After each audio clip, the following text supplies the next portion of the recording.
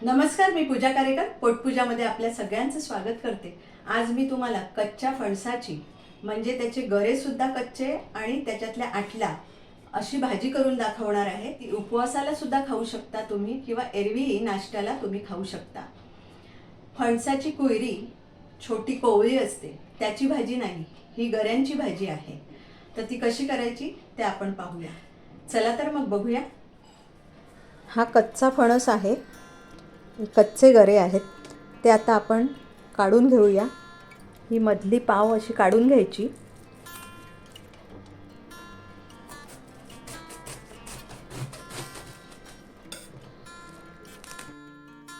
ही काढली आपण की त्याच्यातले गरे आपल्याला असे काढता येतात।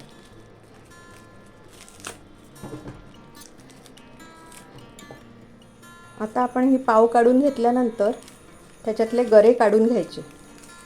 हे गरे खूपच कोवळे आहेत, म्हणजे त्याच्यामध्ये थोडे आटला तयार झालेले असले आणि गरे असले की बऱ्यापैकी गरे पडतात। आता हे गरे आपण काढून घेतलेले आहेत, त्याच्यातल्या आटला आता आपण बाजूला करूया।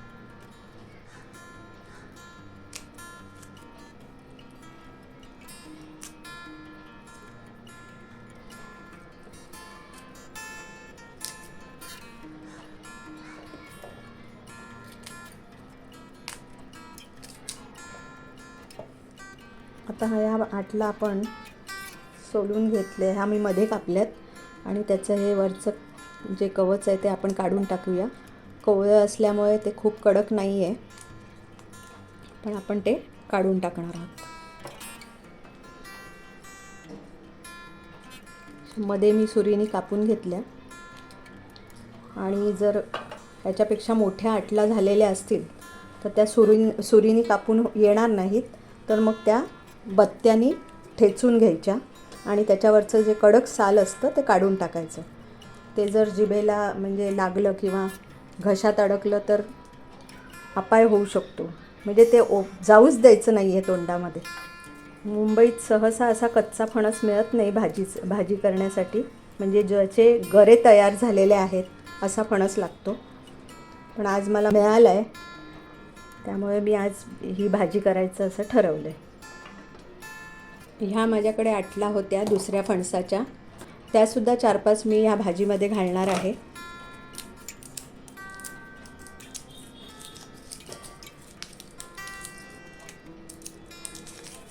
त्या मी ठेचून घेतल्या आणि त्याची ही कडक सालं मी आता काढून टाकते। आता आपण हे सगळं पाण्याने स्वच्छ धुवून घेतलेलं आहे। आता पुढे काय करायचं ते पाहूया। आता हा वाडगा गरम झालेला आहे।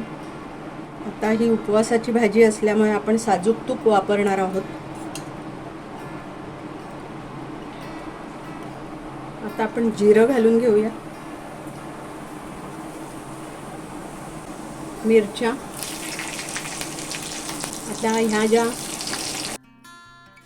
जुन्या आटला होत्या त्या आपण जरा आधी शिजवून घेऊया, कारण त्या एकदम कोवळ्या नाही आहेत। आपण जो आत्ता फणस साफ केला त्याच्यामध्ये अगदी कोवळ्या आहेत। आणि ही बटाट्याची फोडं घातलेली आहेत, थोडी जरा परतून घेऊया आणि थोडं हे शिजत आलं की आपण बाकीच्या आटला आणि गरे जे आहेत आत्ता आपण साफ केले ते घालूया।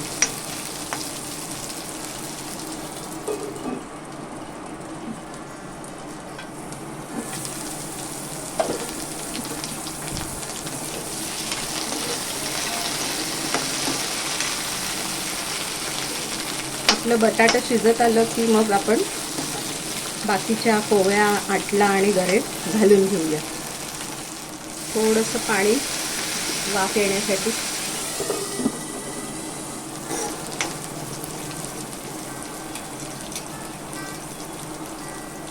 आता ह्या कोवळ्या आटला जे आहेत त्या आपण आता परतून घेऊया।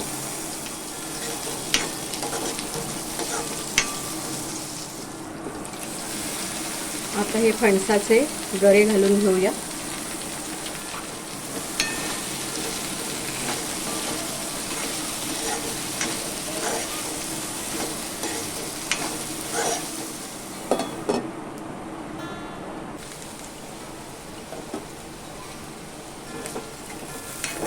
भाजी परतून घेऊया.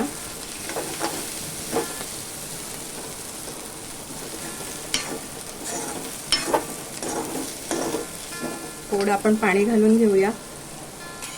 शिजायला हवा म्हणून, हे गरे शिजायला हवेत म्हणून थोडंसं पाणी घालूया, कारण जास्त पाणी घालायचं नाहीये, कारण ही भाजी सुकीच करायची आहे आपल्याला.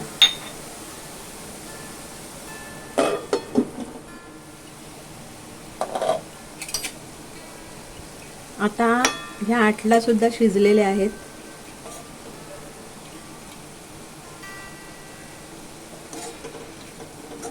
आणि गरा सुद्धा आता शिजत आलेला आहे. अजून थोडा शिजायला हवाय, तर आपण त्याच्यामध्ये मीठ वगैरे घालून घेऊया.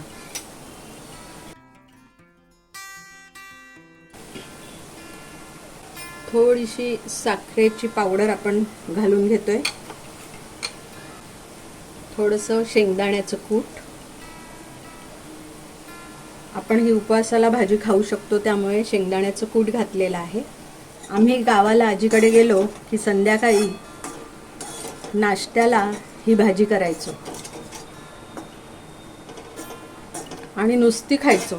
थोडंसं तूप घालूया.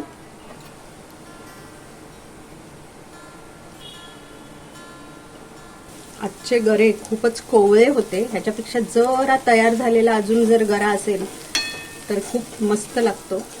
थोडासा गोडसरपणा असतो, तर मग तो खायला आणखीन मजा येते. आता आपली ही भाजी तयार आहे.